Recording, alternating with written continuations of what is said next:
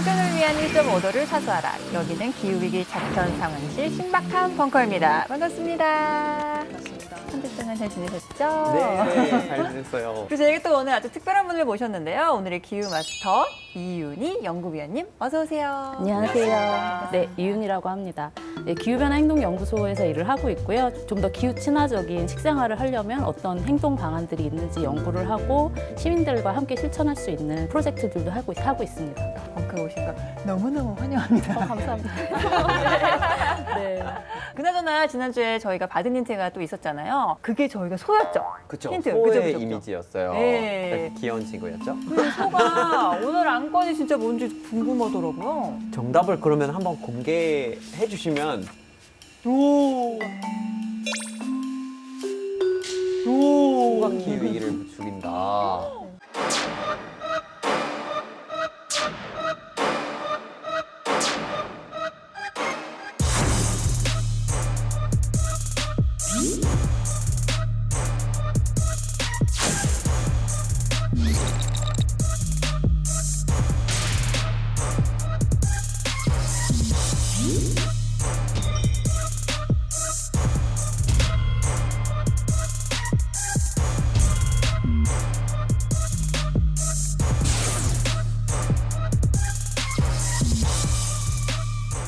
근데 기후위기는 사실 사람이 만든 거라면서 갑자기 소가 왜? 이거 혹시 음모론 또 음모론 아닌가요, 타일러? 음모론은 아니고요. 네. 이제 정확하게 얘기를 하자면 소고기? 그러니까 육식 중에서도 이제 소고기가 특별히 많이 기후위기를 좀 부추기고 있긴 있어요. 아, 그래요, 선생님? 네, 우리가 많이 먹는 고기가 소, 돼지, 닭, 뭐 양고기도 좀 많이 먹고요. 근데 이런 육류의 온실가스 배출량이 많아서 기후위기를 부추긴다라는 그 내용입니다. 특히 소나 양 이런 친구들은 좀 약간 급이 달라요. 차트를 함께 보시면 좋을 것 같습니다. 아니, 이렇게 차이가 난다고요? 네. 저 그래프를 보시면 뭐 소고기, 양, 염소 이렇게 나오고 있는데 저런 고기 종류들을 원료를 생산을 하고 이게 뭐 가공되거나 수송되거나 폐기될 때까지 그 전 과정에서 발생하는 1kg당 온실가스 배출량을 나타낸 겁니다. 네. 이 중에서도 제일 압도적으로 높은 거는 제일 위에 있는 소고기죠. 그래서 우리가 먹는 소고기 외에 유제품과 우유를 생산하는 젖소도 굉장히 높습니다. 거기에 소 관련된 게 세 개 들어가 있잖아요. 소고기 그 자체랑 젖소가 생산해주는 우유, 네. 그리고 이제 유제품으로서 치즈. 네. 이렇게. 저는 고기는 다 똑같이 줄 알았더니 그게 아니네요. 근데 이런 말 한 번 들어보셨죠? 이게 인생은 고기도 고기다. 기분이 저기압일 때 고기 앞으로. 고기 반찬 포기할 수 있으십니까? 포기할 수 있어요, 타일러? 저는 솔직히 반찬을 포기해도 괜찮을 것 같아요. 반찬 자체를. 고기 안 드세요, 타일러? 그게 막 애착이 있는 건 스타일은 아니다 아니구나. 보니까. 네. 타일러님 처음 봤을 때 네. 청소년 대상으로 기후 강의를 하시는데 그렇죠. 그때 식생활 정말 중요하다, 네. 육식 줄여야 된다라고 네. 얘기하셨던 게 엄청 기억에 남더라고요. 네네. 네. 그때 또 모든 고기가 동등하지 않는다는 얘기를 했던 것 아까 같아요. 급이 다르다고 소보다 얘기했죠. 돼지, 네. 돼지보다 닭하고 조절해 나가는 게 필요한 것 같아요. 그 육식이 이렇게 논란의 중심에 선 것은 이 유엔 식량 농업 기구가 이 축산업이 기후 위기의 중요한 요인이다라고 지목하면서 많이 알려지게 됐습니다. 그 전 세계 온실가스 배출량의 14.5%가 축산업에서 나온다라는 얘기였는데요. 또 최근에 새로운 근거의 자료가 발표가 됐는데요. 충격적인 내용입니다. 먼저 사진을 한번 보시겠어요? 이게 뭐예요? 네. 위성 사진 같은데요? 네, 맞습니다.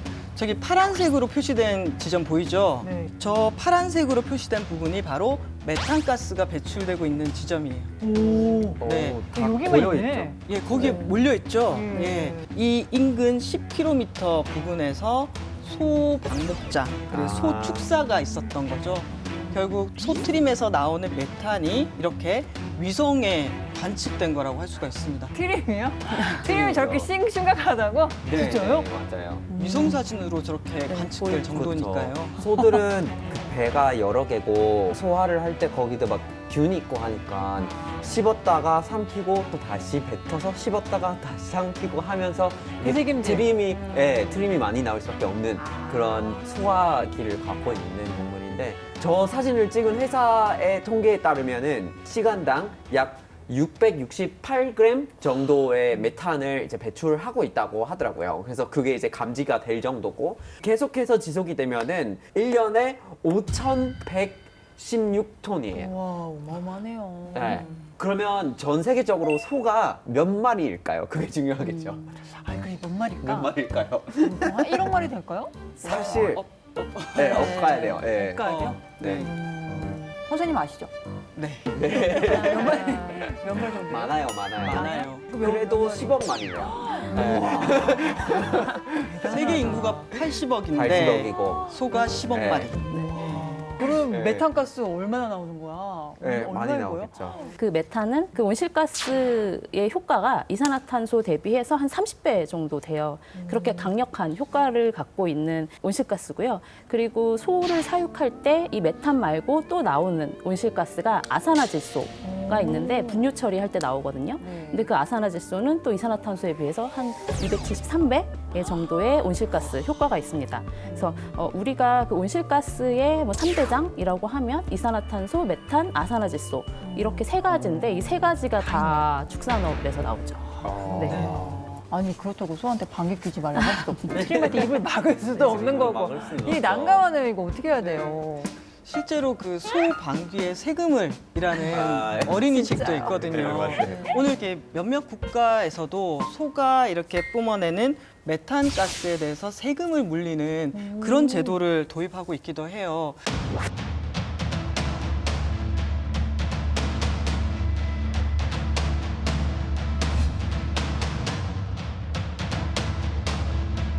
특히 유럽에 있는 에스토니아 같은 경우에는 일명 트림새라고 해가지고 2009년부터 도입하는 걸 논의하기 시작했고요.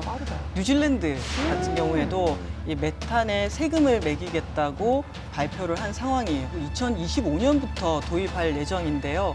메탄 1kg당 우리나라 돈으로 90원 정도를 부과하는 그런 계획들을 가지고 있습니다. 소를 얼마나 키우는가에 따라서 농부 1인당 한 2030년까지 15,000달러에서 5만 달러 정도를 내는데 우리나라 돈으로 치면 한 6,500만 원 정도를 내게 되니까 농가의 부담이 커지고 그렇죠. 여기에 대해서 항의하는 시위도 지금 일어나고 있습니다.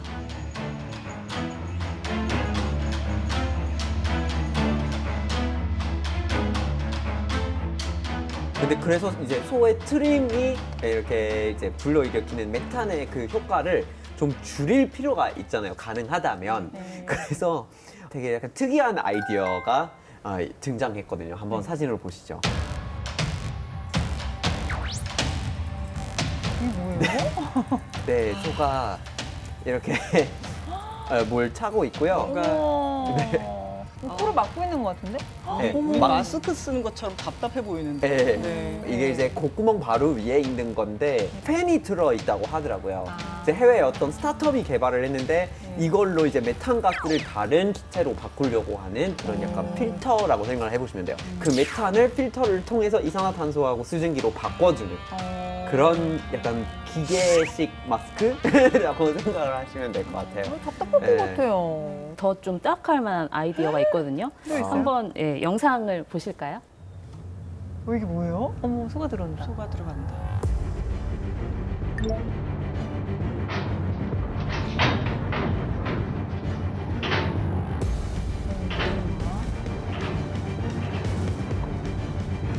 어머머머머.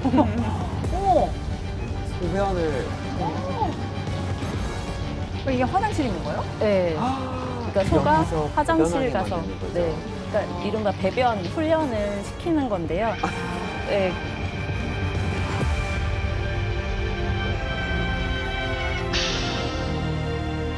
이 오줌하고 똥이 섞이면 네. 암모니아가 발생을 그쵸. 하고 이게 토양 속에 스며들면 이제 미생물이 오줌 속의 요소를 아산화질소로 바꾼다라고 해요. 그래서 독일의 농장동물생물연구소라는 데서 배변 훈련을 시키자. 네, 그래서 간식을 주면서 했더니 어느 정도 효과가 있었다라는 결과가. 진짜 지금 간식을 먹고 있네요. 그렇죠. 네. 아, 저기 간식. 배변 훈련. 네.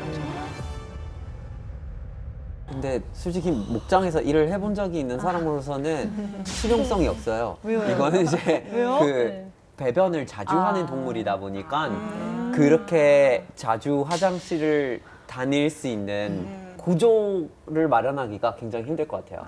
근데 소가 여러 마리를 동시에 이제 키우는데 화장실이 많아요. 네, 굉장히 많아야 되고 접근성도 좋아야 되고 굉장히 좀 어려울 것 같다는 생각이 드네요. 현실적으로. 현실적으로는. 네. 근데 저는 뭐 강아지가 배변을 하는 거 들어봤는데 네. 소가 배변 훈련을 하다니. 근데 소들은 되게 똑똑해요. 네. 아, 그래요? 네, 훈련도 잘 받고요. 이렇게. 소도 불쌍해요, 선생님. 사실 소가 문제가 아니라 네. 우리가 육식을 과도하게 하는 이런 네. 식생활이 문제라고 할 수가 있어요. 특히 최근에 우리 과거보다 고기를 많이 필요 이상으로 많이 섭취하고 있다라는 네. 문제가 있습니다. 1980년도에 한국의 1인당 육류 섭취량은 11.3kg이었어요. 지금 어느 정도 되냐면은 1인당 56kg. 그러니까 40년 사이에 우리가 5배 정도 육류 소비량이 늘어났다라고 보시면 돼요. 와. 전 세계적으로는 비슷한 기간에 1.5배가 늘었는데 우리가 이제 5배가 늘어났다라는 것은 그쵸. 상당히 소비량이 늘었다라는 것을 보여주는 그쵸. 것 같아요. 근데 진짜 한국에서 고기를 많이 먹는 것 같아요. 이제 그 어디로 가도 그거를 위한 자리가 많다 보니까. 맞아. 네. 회식 문화. 근데 이제 이렇게 되니까 솔직히 이제 우리 먹는 음식이 굉장히 중요할 것 같고 이 음식을 통해서 탄소를 얼마나 배출하고 있느냐, 메탄이 얼마나 발생하고 있느냐 그런 탄소 발자국 같은 거를 확인하려고 하는 사람들이 많아지는 것 같아요.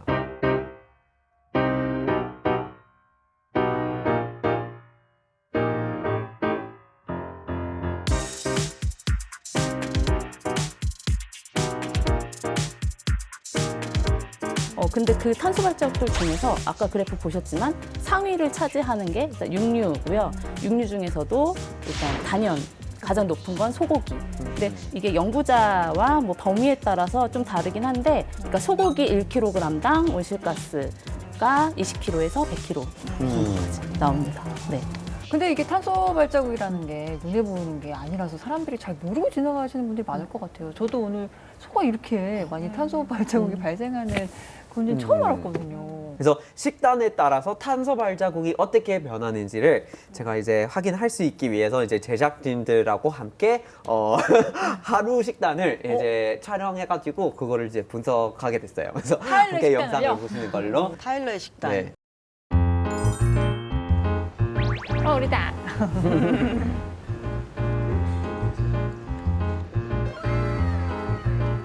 이건 이제 아마 제작진의 식사였을 거예요.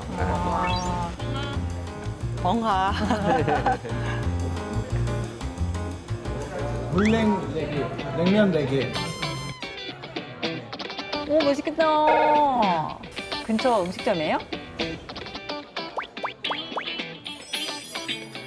맛있겠다. 냉면.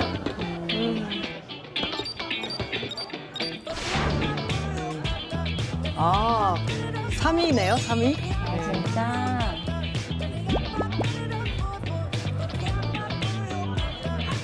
야무지게 먹겠습니다. 오, 맛있겠다. 오, 잘 드시네. 연치기 하신다. 오. 잘 먹네요. 남기지 말아야죠. 아, 누구야? 이건 아침 식사인데 어머.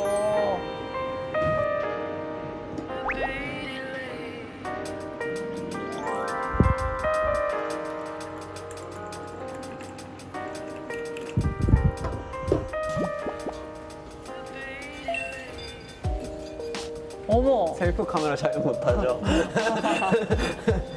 저렇게 고등어. 되는데 너무 건강해 보인다. 아침에 고등어 반반이랑 채소랑 달걀 세 개. 우와. 맨날 똑같이 그렇게 먹어요. 너무 건강해 보여요. 매일매일. 매일매일. 아. 매일매일 아침에 그렇게 오늘도 그렇게 먹었어요.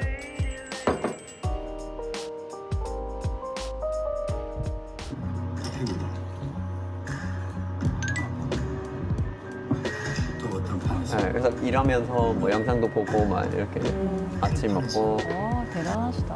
아침에. 무슨 미국 같아. COVID is once again 뭐 이거 봐, 미국이야. Thumbs down on zero code. In a major scandal, 어머 어떡해. 어머 어떡해. 어머 어떡해.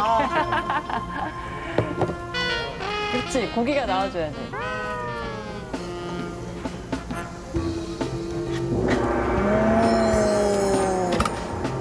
아,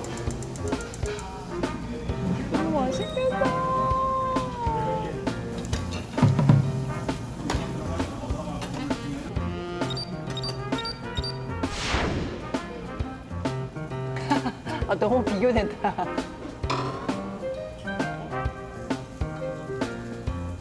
아 오늘 타일하고 진짜 비교된다.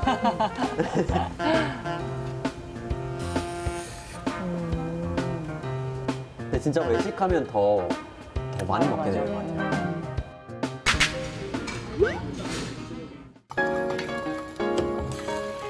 거짓말 또 계란 먹는다고? 또 계란이었어요. 점심에 또 계란.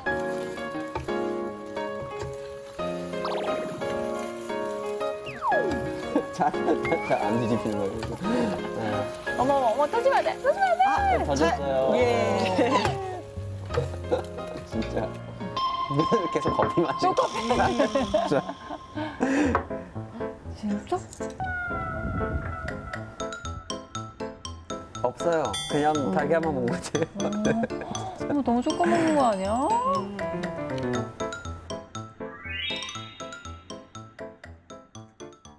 아침을 좀 많이 먹고 점심 좀 적게 먹고 저녁도 적게 먹고. 와, 진짜 대단한데요? 아니, 저는 우리 제작진들이 우리를 두고 이렇게 맛있는 거 많이 먹으러 다니는지 정말 몰랐네. 아니, 그래가지고 탄소 배출량이 얼마나 차이가 있는 거예요? 지금? 네.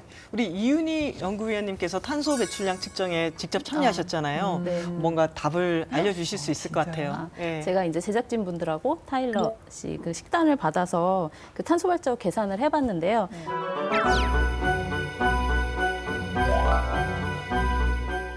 제작진분들이 냉면, 단품을 드시고 네. 그 타일러 씨는 좀 더 메뉴 구성이 많았잖아요. 네. 근데 그래도 탄소 발자국은 제작진분들의 그 냉면이 훨씬 컸습니다. 왜냐하면 거기 소고기가 들어가죠. 네, 소고기. 아, 육수가 있으니까. 네. 저 육수랑 네. 이렇게 편육. 고기가 네. 하나 편육 올라가. 근데 뭐 냉면마다 다르긴 한데 원래 우리나라 전통 조리법은 그 소고기로 육수를 내는 게 있기 때문에 냉면이 탄소 발자국 좀 큰 그 메뉴 중에 하나고요.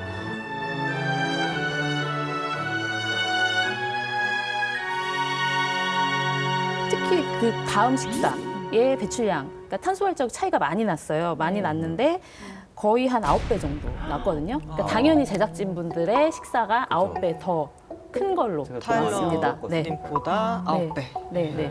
또 소불고기 드셨죠? 그리고 제육볶음도 드시고 예, 그렇다 보니까 탄소 발자국이 확 커지더라고요. 그렇죠. 그래서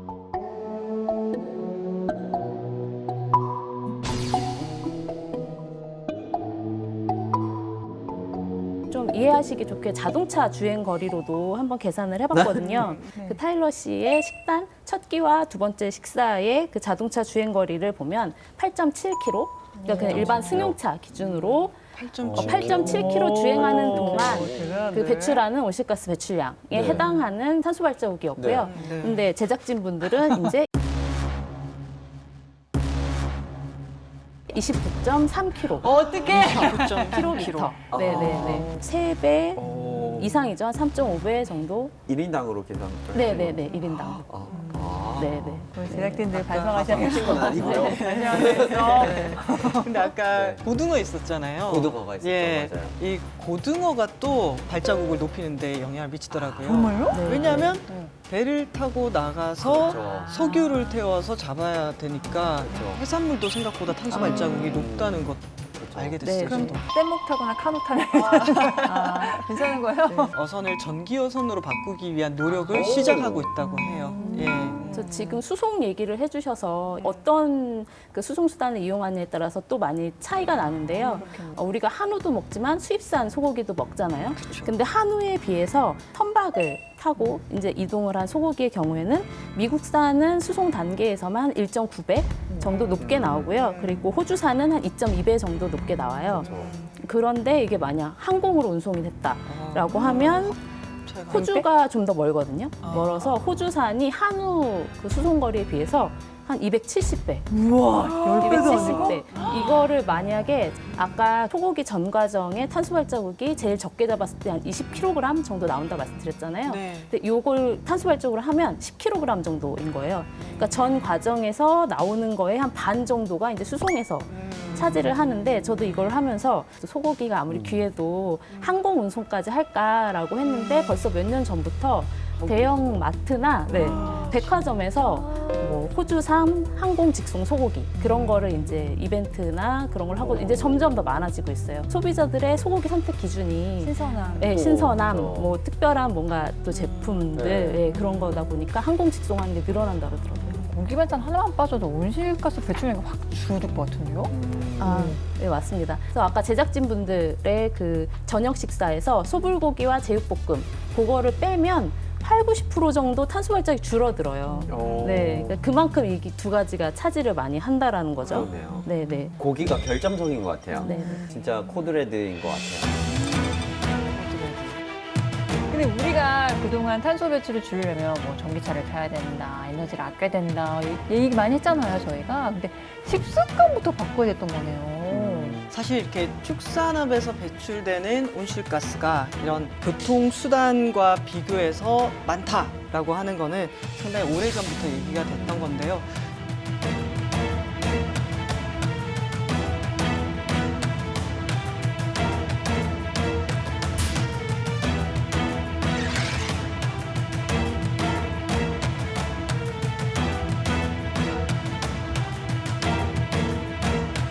특히 2006년도에 유엔 식량 농업 기구가 발표한 보고서가 있는데 축산업의 긴 그림자라는 보고서가 있었어요.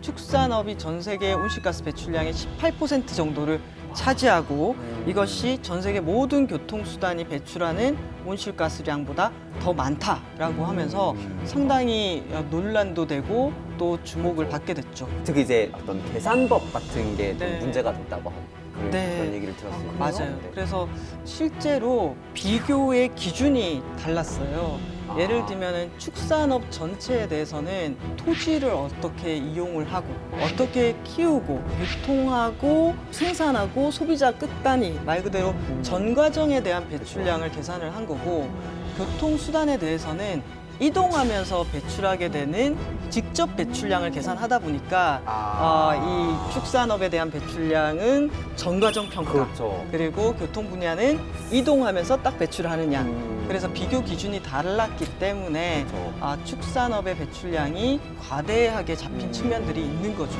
예. 또 얘기를 들어보면 축산업에 종사하시는 분은 좀 억울할 것 같기도 해요. 동일한 범위로 다시 비교되면 축산업이 더 탄소 배출량이 많이 줄어들까요, 선생님? 네, 동일한 기준으로 하면 네. 당연히 줄어듭니다. 근데 그 FAO 보고서에서 나온 건 수송 단계에서 직접 배출만 잡았다라고 했잖아요. 네. 그래서 축산업에 직접 배출만 하면 우리나라 같은 경우에는 전체 우리나라 대한민국 온실가스 배출량 중에 한 1.2배에서 1.3배 정도 되거든요. 네. 근데 저는 그렇다라고 해서 이 축산업의 전 과정에서 나오는 탄소 발자국이 줄어드는 건 아니라고 생각합니다. 축산업과 수송을 동일한 범주로 봤을 때는 당연히 수송보다 축산업이 많은 건 아니지만 그렇다고 축산업의 배출량이 줄어드는 건 아니죠. 그렇죠. 네, 네. 그렇죠. 근데 또 메탄이라고 하면 축산을 떠올리잖아요. 그런 의미에서 보면은 우리 축산업계가 조금 억울할 수도 있겠다라는 생각이 들어요. 왜냐하면 농업도 축산도 있지만 벼농사에서 배출되는 양도 메탄이 꽤 많거든요. 네.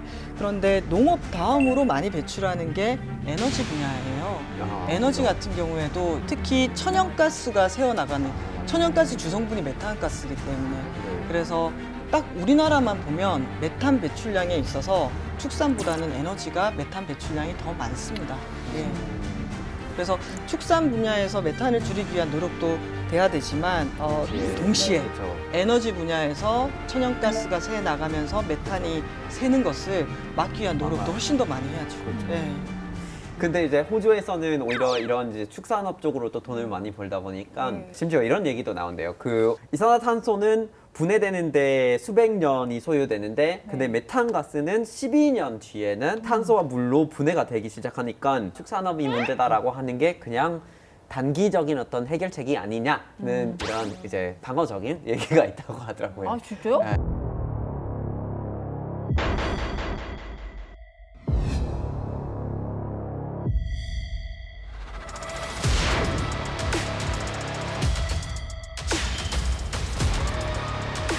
근데 제가 알고는 메탄은 나쁜 온실가스 아니에요? 네. 메탄하고 이산화탄소를 비교를 해보면 네. 메탄은 이산화탄소에 비해서 대기 중에서 빨리 분해돼서 사라지거든요. 하지만 이산화탄소보다 메탄의 온난화 지수가 훨씬 더 높아요. 그래서 지난 20년 동안 이산화탄소보다 메탄의 온난화 효과가 약 80배 정도였다고 합니다. 그러니까 비교적 단기간에 사라진다 하더라도 지구의 온도를 올리는데 강력한 영향을 미치는 게 메탄가스다라는 거죠. 그리고 우리의 목표가 있지 않습니까?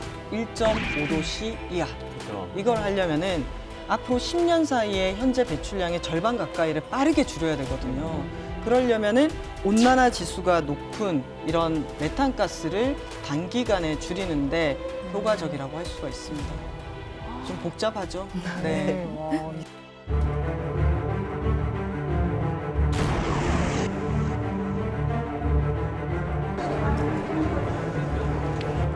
So together, we're committing to collectively reduce our methane by 30% by 2030. meeting of COP26.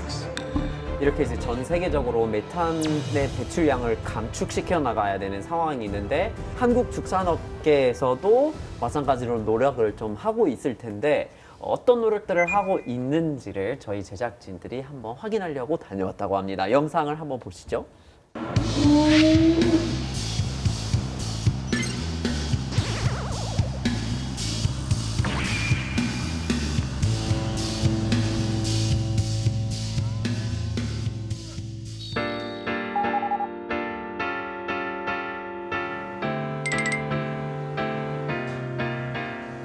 안녕하세요.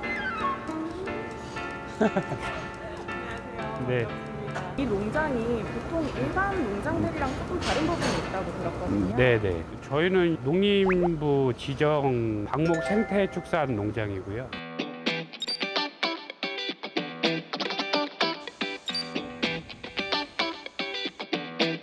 지금 일단은 축사에 수술이 있는 걸로 보이는데 아침 저녁으로 밥을 주고요.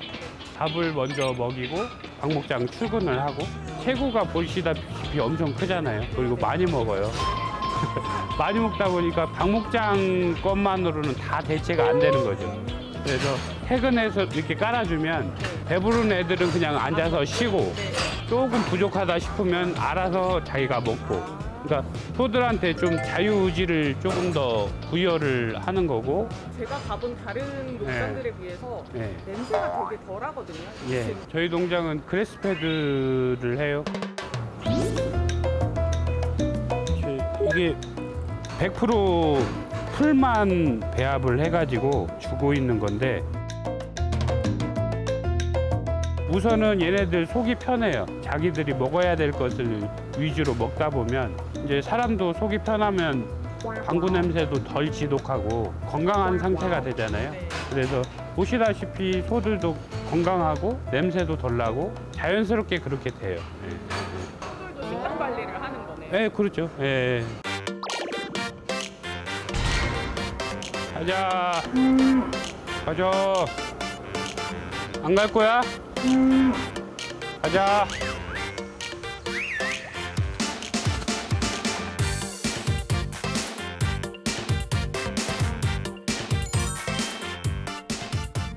토지가 네. 규모가 어느 정도 되는 거예요? 방목장은 15,000평. 15,000평을 한 1,500평에서 많게는 2,000평씩 나눠서 네. 목구를 7개를 나눴어요. 네네.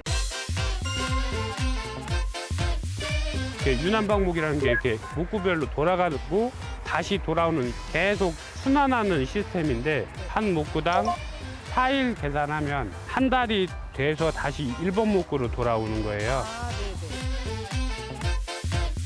이 지속 가능한 축산은, 그러니까 소는 그냥 생태계 구성원 중에 하나고 이것들로 인해서 자연 생태계 자체가 또 이제 선순환적인 구조로 돌아갈 것이다라는 얘기들도 하고 있습니다. 애기 소들이 먼저 이틀, 3일 정도는 여기 쪽에서 머물고 좀 뜯어먹고 다른 목구로 이동을 하면 엄마 소들이 이쪽으로 와요. 그러면 애기 소들이 덜 뜯어먹고 깔고 앉아서 끊어지고 하는 것들을 배주는 거죠. 아, 소들이 일종의 풀 정리를 좀 해주는 예, 느낌이네요. 트랙터 장비나 기계 장비가 하는 것처럼 네. 화석 연료를 안 쓰고도 자연이 그대로 살아나는 거죠. 얘네들이 스스로 농사를 짓고 네. 변으로 거름도 주고 네. 해서 풀을 키우고 또 그거를 식량으로 삼고 자연 수단에 맡긴 거예요. 이 체계가. 남은 탄소들은 땅에 저절로 흡수가 되고 농림부에서 발표한 자료에 따르면 3,000평당 0.5톤의 탄소 흡수 효과가 있다고 해요. 네. 15,000평이니까 2.5톤은 되는 거예요. 네. 네.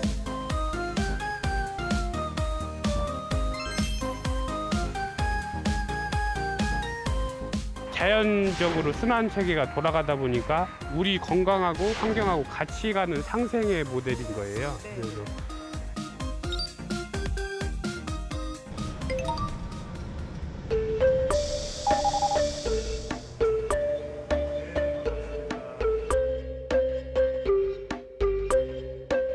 우리 연구실은 농림축산식품부와 같이 연구를 진행을 하고 있는데 소에서 발생되는 그 메탄을 줄이기 위해서 사료에다가 특정한 그 미생물을 집어넣어서 연구를 진행을 하고 있습니다.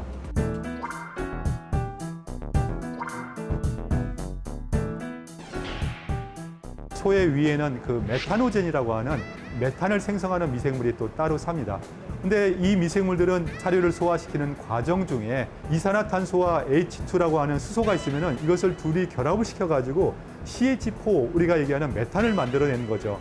어떻게 하면 이것을 줄일 수 있을까? 그래서 소의 반추 위에서 위액을 꺼내서 좋은 유용한 미생물들을 집어넣어서 이 메타노젠이 억제가 되고 좋은 물질을 생성하는 그 미생물들이 좀 잘 자랄 수 있게끔 하는 것이 본 실험의 목적이라고 할 수가 있습니다.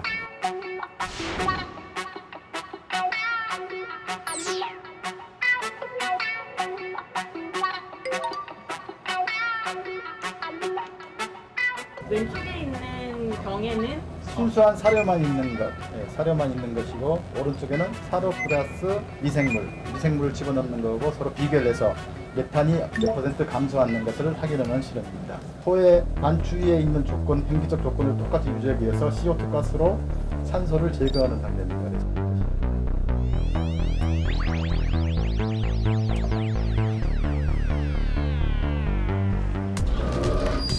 뭐 하는 기인가요? 위의 온도하고 똑같은 39도씨로 배양을 시키는 배양기입니다. 그러니까 일종의 인큐베이터 같은 맞습니다. 개념이라고 예, 배양기라고 인큐베이터인 거예요. 소의 연동 운동과 비슷한 원리로 같이 쉐이킹 인큐베이터라고 진탕 배양기라고 합니다.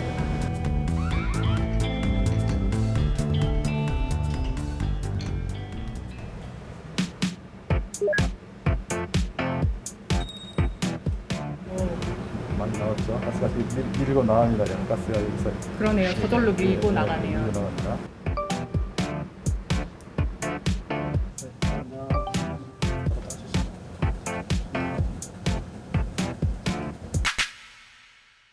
수소고요. 여기는 이제 메탄이고 이제 CO2량을 보여주는 겁니다. 이것은 이제 아무것도 첨가하지 않은 일반 우리가 대조군이라고 얘기하거든요. 그 메탄량이 8.92 ppm이 일반 이제 대조구고요. 기능성 미생물을 넣었을 때는 메탄 발생량이 5.87 ppm 정도가 됩니다. 그 얘기는 약 30% 이상의 메탄 저감 효과가 나오는 것으로 그 정도가 되는데 이 미생물을 대량 생산해서 실제 소에게 급여해서 그 다음 실험으로 이렇게 진행하는 겁니다.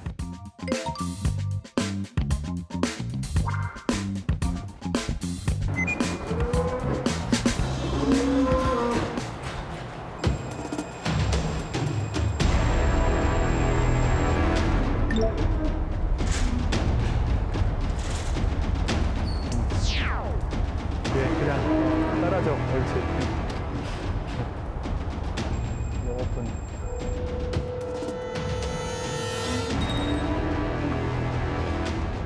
먹는 사료량 대비 메탄 발생량이 얼마만큼이 나오는지를 측정을 해야 되는데요. 지금 이제 한 마리 소를 다음과 같이 이제 이동을 시켜가지고요. 얼마만큼 이제 그 메탄이 나오는지를 소가 이 기계 안으로 들어가면은 되새김질을 합니다. 사료를 먹기 위해서. 그때 이제 발생되는 메탄량을 측정할 수 있는 거죠. 호흡을 통해서 나오는 그 메탄 발생량을 측정하게 되는 건가요? 예, 그렇습니다. 보통 소는 약 95% 정도를 되새김질, 호흡을 하면서 이 메탄이 나오거든요. 그래서 그 나오는 양을 우리가 측정을 해서 이 소 한 마리가 하루에 얼마만큼 메탄을 내는지 우리가 이제 측정할 수 있는 것이죠.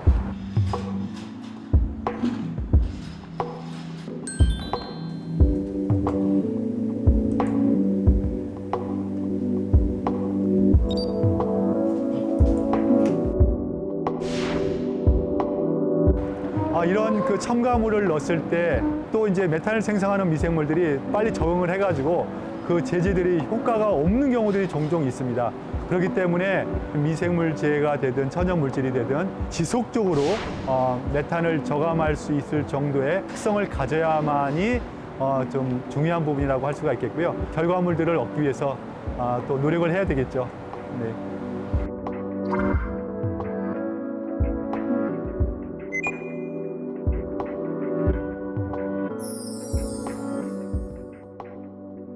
메탄 감축을 위한 우리나라 축산업계의 움직임까지 이렇게 한번 확인을 해봤는데요.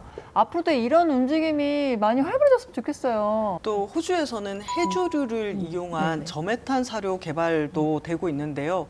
그 분홍색 해조류라고 하는데 바다구리풀 추출물을 사료에 넣어서 먹였더니 메탄가스 배출량을 80% 정도 줄이는 효과가 나왔다고도 합니다. 바다고리풀이요? 네.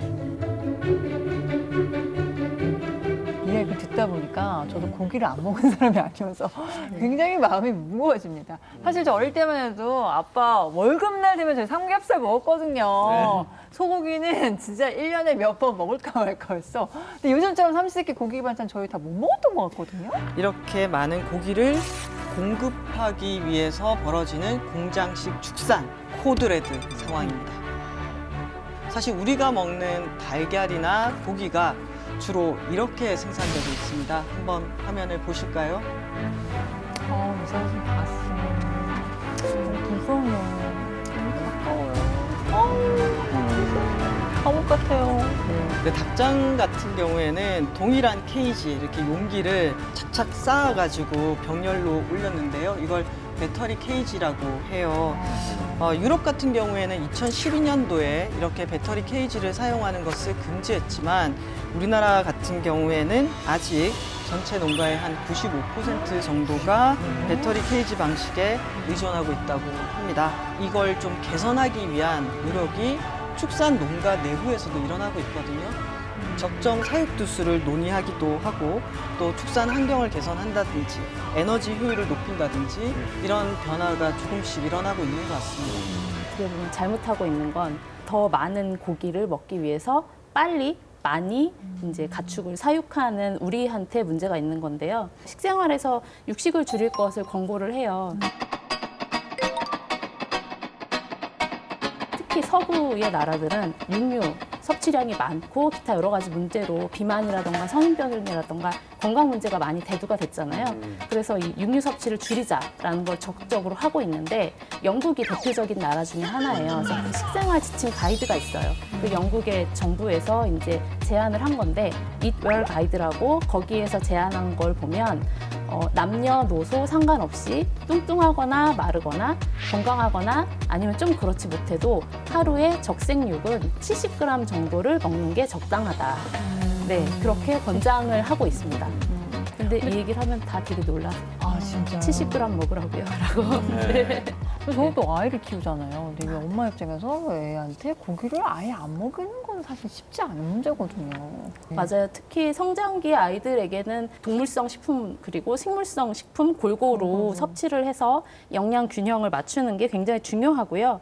그 식물성 식단 내에서도 굉장히 좀 불균형하게 섭취를 하게 되면 문제가 많이 발생하는 걸로 나타나고 있거든요. 그래서 성장기 아이들은 균형적인 식단을 제공하는 것이 중요하다라고 볼 수 있습니다. 성장기 아이들도 70g 안에서 먹는 게 좋아요? 근데 적색육이 그런 거고요. 그러니까 적색육의 섭취를 좀 줄이고 백색육으로 보완을 하고 타일러 씨 드신 것처럼 고등어나 네네 그런 것들 을 통해 섭취를 할 수 있는 거죠. 네. 근데 아까 이제 약간 이제 공감이 될 수 있는 부분일 수도 있는데 실제로 서울 그 교육청에서 이제 한 달에 한 2번 정도 이제 채식 급식을 하고자 하는 그런 움직임이 있었어요. 그래서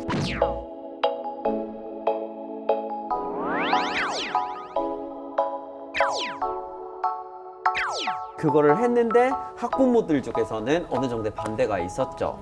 근데 아이들이 뭐 10대 아이들인데 그러면 이 아이들이 이제 어느 정도 고기를 먹어야 되는 건 아니냐 하고 이제 반발이 있었는데 결국은 이제 어떻게 됐냐면 어떤 학교에서는 채식바 같은 거를 두게 돼서 그냥 알아서 선택할 수 있게 이렇게 선택권을 그냥 넘기는 걸로 바뀌었다고 하더라고요. 네. 사실 네. 그렇게 선택할 수 있도록 하는 건 정말 중요한 것 같아요. 최근에 곳곳에서 이렇게 급식을 중심으로 네. 채식 선택권을 보장하기 위한 노력들도 많이 늘어나고 있는 것 같긴 해요. 그래서 식당에서 저는 이제 개인적으로 탄소 발자국이 어느 정도 좀 표기가 될 수 있었으면 하는 마음이 들 때가 몇 번 모르는 있었거든요. 사람 너무 많아요. 네. 그래서 뭐 가격이랑 뭐 칼로리랑 막 이런 걸 어차피 기입하는 경우가 많은데 그러면 거기다가 같이 어느 거가 더 높은지 아닌지를 표기를 해주면 좋잖아요. 근데 이거를 COP26을 했을 때 거기 식당에서 표기를 한 거예요. 자기네들 메뉴에다가. 이제 메뉴별로 수치화를 시켜서 표시를 했는데 그래 보니까 사람들이 이제 배출량이 덜 높은 거 위주로 먹게 됐다고 하더라고요. 그래서 네. 효과가 있었으니까 좀 나쁘지 않은 것 같아요. 심지어 이거는. 기후변화 협약 당사국 총회에 그러니까. 온 사람들이니 네. 예. 아니 근데 진짜 저 같은 경우에도 그걸 만약에 보면 몰랐으면 모를까 저도 적은 걸로 먹을 것 같긴 해요. 그렇죠. 근데 아직 우리나라 식당에서 저는 한 번도 못 본 것 같거든요. 우리나라에도 얼른 상용화 됐으면 네. 좋겠어요. 연구를 제가 진행을 했었는데 우리나라 사람들의 상당 부분이 한 50% 정도가 나는 골고루 먹고 있다라고 생각하는 사람들이 많아요. 근데 내가 정말 얼마나 어떤 것들을 많이 먹고 있고 탄소 발자국이 얼마나 되고 이런 것들에 대해서 관심을 갖고 한번 식생활도 바꿔보시고 예, 그러면 좋을 것 같습니다. 그렇죠. 그렇게 의식하는 게 중요하니까 이제 해외에서는 Meat Free Monday라는 거 혹시 들어보셨을 수도 있을 것 같아요. Meat Free Monday 하면 이제 고기 없는 월요일 네. 이렇게 이제 하는 약간 국제 캠페인이 있는데 이게 어떻게 시작되냐면 그 폴 맥카트니라는 사람이 있잖아요. 알죠, 알죠. 그 사람이 제안했던 아이디어였어요. Listen, I need your help. All I want you to do is just log in on pledge.meatfreemondays.com and pledge your support to the idea of Meat Free Mondays. Pledge.meatfreemondays.com. You can do it right now, please. 그냥 일주일에 한 번씩이라도 고기를 먹지 말자 하고 이렇게 얘기 나와서 Meat Free Monday가 돼서 이제는 오프라 윈프리나 비욘세라든지 되게 영향력이 많은 사람들이 같이 하게 되니까 체험이라도 해보는 그런 이제 캠페인이 됐던 것 같아요. 이건 되게 좋은 아이디어다. 근데 하루 정도는 진짜 월요일 안에도 실천해보면 되게 좋을 것 같아요. 그래서 저희가 시청자분들을 위해서 특별히 이제 깜짝 이벤트를 준비했거든요. 그래서 여러분들이 아래로 표시되어 있는 이 이메일 주소로 여러분의 고기 없는 날 식단 사진을 보여주시면 되는 거거든요. 그거를 이메일로 보내주셔야 돼요. 그렇게 하면 10분을 추첨해가지고 선물을 보내드리겠습니다. 여러분이 보내주신 사진과 당첨자는 유튜브 채널 사바나에서 공개가 되니까요. 많이 많이 참여해주세요. 그리고 여러분 사바나 구독과 좋아요. 저 구독하고 좋아요 매일 열심히 누르고 있습니다. 왜냐면 세상에. 너무 좋은 정보들 귀에 네. 쏙쏙 들어오게 기후변화에 관한 이야기들을 담고 있어요. 사바나 구독과 좋아요. 네, 저도 한번 해봐야겠어요. 네. 저희가 단순히 육식을 하지 말자는 게 아니라 왜 고기를 먹는 게 이 시대의 문제인가에 대한 공감이 필요한 시점인 것 같습니다. 자, 오늘도 어김없이 그 시간이 또 왔습니다. 다음 주 안건 힌트 보여주세요. 네? 건새우. 건새우 아니야? 건새우. 뭐가 많아요. 그렇죠. 너무 많아. 한참 또 문제가 되는 러브버그 그런 거 생각나는데요. 바로 오, 맞을 것 같네요. 정답은 다음 주에 공개되니까 꼭 확인해 주시기 바랍니다. 저희는 또 다음 주에 다시 만날게요. 안녕히 계세요. 다시 만나요. 빠이.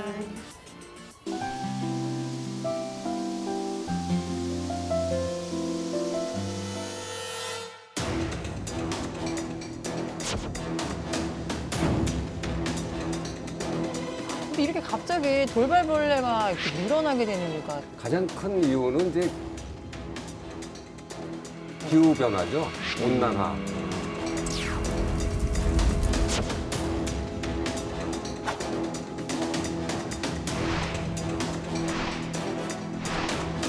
분명히 앞으로 해서 계속해서 기후이기 때문에 벌레의 역습이 이어질 텐데 그래서 코드레드 상황이라고.